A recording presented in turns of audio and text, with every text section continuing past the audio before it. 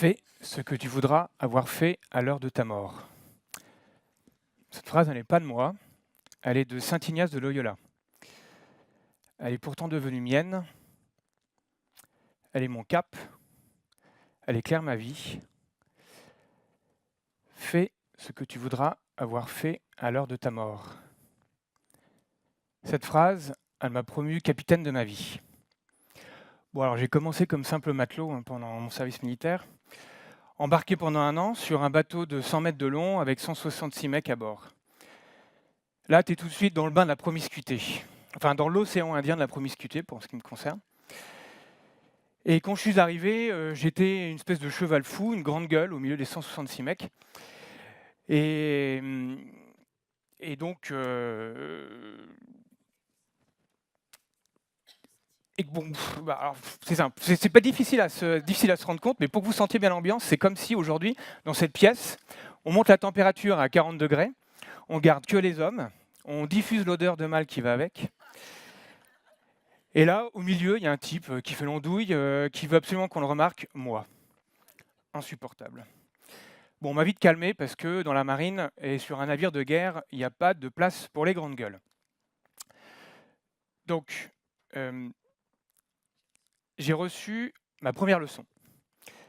Apprendre à me taire, apprendre à écouter, apprendre à m'intégrer dans un ensemble.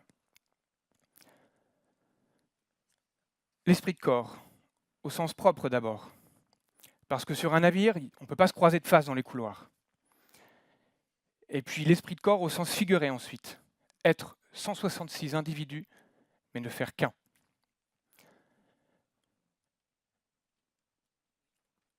Oui, parce que sur un navire de guerre, sa vie peut dépendre du type à 1 mètre à côté de soi. Alors ce type, soit on l'inclut, soit on l'inclut. Donc, évidemment, on ne peut pas le balancer par-dessus bord, comme ça, au milieu de l'océan, juste parce qu'il était beaucoup énervé. Donc en fait, et puis parce que sinon, si moi je le balance par-dessus bord, et ben après ça sera son copain qui me balancera par-dessus bord, et puis après ça sera le copain du type que j'ai balancé par-dessus bord. Enfin bon, le bordel quoi, donc on s'en sort plus. L'esprit de corps, au sens propre d'abord. Ça veut dire, non, l'esprit de corps, ça veut dire que chaque appelé est un rouage essentiel à la bonne marche du bateau. Quand je prenais mon quart, à 4 heures du matin, seul, au milieu de l'océan Indien, l'équipage comptait sur moi. Mais alors comment en arrive-t-on à cette confiance absolue? Il y a un souvenir un moment dont je me rappelle plus particulièrement. Donc nous étions en Somalie et nous devions participer à l'extraction des soldats américains du pays. Donc mission éminemment dangereuse. C'était une zone de guerre, l'équipage était sur le qui-vive, et le bateau en alerte jour et nuit. Et là, le premier maître nous dit qu'il y a possibilité qu'on passe en bordée. Passer en bordée, ça veut dire qu'on va faire une nuit blanche, une nuit sur 3. Donc le premier maître nous appelle, et puis nous pose la question pour prendre sa décision ensuite. Est-ce que ce surcroît de tension allait faire exploser le groupe? Bon, alors moi, je ne m'y attendais pas, parce que dans la marine, pour moi, l'armée, c'est des ordres descendants. Il y a les hauts gradés qui savent ce qu'il faut faire, ils donnent un ordre et t'appliques.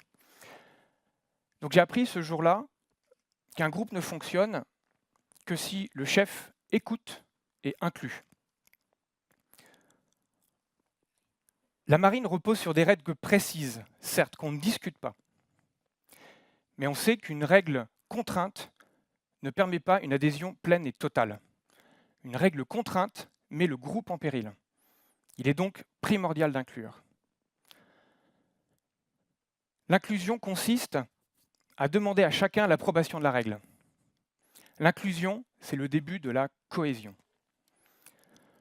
Alors j'ai adoré être sur ce bateau. J'ai tout de suite été hyper à l'aise avec ce principe de cohésion. Parce qu'en fait, ce principe, je l'avais en moi depuis longtemps. Depuis l'âge de mes 12 ans, plus précisément, j'ai appris, moi qui étais très timide et qui n'osais pas téléphoner, j'ai appris à m'inclure dans un groupe que je n'avais pas choisi, et j'ai appris à faire partie d'un tout toujours prêt. Le scoutisme. Alors, il y en a, je suis sûr. Le scoutisme, une vraie philosophie de vie. Le scoutisme consiste à développer les talents de chacun par le jeu et le sens du service. Et on est scout à vie. Donc si j'ai commencé à 12 ans, aujourd'hui je suis le chef d'un groupe de 110 enfants et 18 chefs et cheftaines. Mon rôle consiste à leur apporter du soutien, de la formation et à les accompagner. Dans le scoutisme, c'est les plus grands qui apprennent aux plus petits.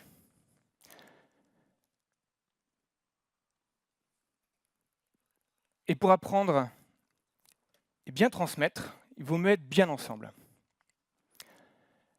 La première leçon, celle que m'a apprise le scoutisme, c'est d'apprendre à observer. Observer pour détecter les talents et leur donner la bonne place dans un groupe. Dans le scoutisme, il y a un principe génial. Au fur et à mesure que tu progresses, tu franchis des étapes et tu développes des talents. Ces talents sont appelés des badges et ils sont cousus sur la manche. Ainsi, chacun, lorsqu'il te voit, peut savoir ce pourquoi tu es doué et te donner la tâche qui correspond à ton talent. Alors moi, à 14 ans, je découvre, grâce à mes grands frères scouts, que je ne suis pas nul, je ne suis pas inintéressant, et je découvre mon premier talent, le badge campeur. Un vrai pyromane. Je savais allumer un feu, qu'il pleuve, qu'il vente, qu'il neige, paf, la flamme. J'étais hyper bon. Et puis je découvre que ça, je sais le faire mieux que les autres. Alors, mes chefs me disent, mais ce talent, il faut le faire grandir. Et puis il faut le mettre au service des autres scouts. Et puis tous les talents que tu vas apprendre, après, il faut les mettre au service de la communauté. Un talent ne sert à rien s'il n'est pas fructifié et mis au service des autres et reconnu. Ok, mais alors comment détecte-t-on ces talents? L'important, c'est d'observer et de questionner. Détecter et déceler ce moment précis lorsque la personne va parler avec son cœur ou va faire avec de l'élan. Quand une personne parle de ce qu'elle aime, ça se voit, ça s'entend. Les yeux brillent, elle sourit, le corps se redresse, les propos deviennent concrets. On passe du formel à l'émotionnel, du descriptif à l'enthousiasme. Et l'enthousiasme, c'est le terreau pour que les talents poussent et grandissent.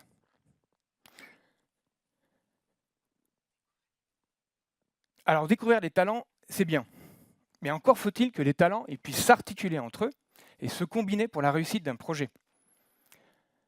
L'important, c'est de fédérer. Fédérer, c'est comme inclure. Lier, c'est de la colle. Alors finalement, ce qui nous donne envie de mieux travailler ensemble, c'est le sentiment de faire partie d'un tout, allant au-delà de nous et de nos égos. C'est l'adhésion enthousiaste. Mais comment génère-t-on l'adhésion enthousiaste? Alors, fort de ma longue expérience auprès de tous ces jeunes scouts, je dirais qu'il n'y a pas de meilleure recette que l'optimisme. Baden-Powell, le fondateur du scoutisme, disait « L'optimisme est une forme de courage qui donne confiance aux autres et mène au succès. » C'est au leader de transmettre l'optimisme, d'être modélisant. Ce que la marine et le scoutisme m'ont appris, j'avais envie de le partager avec vous aujourd'hui parce que j'ai l'intuition que ça peut nous servir.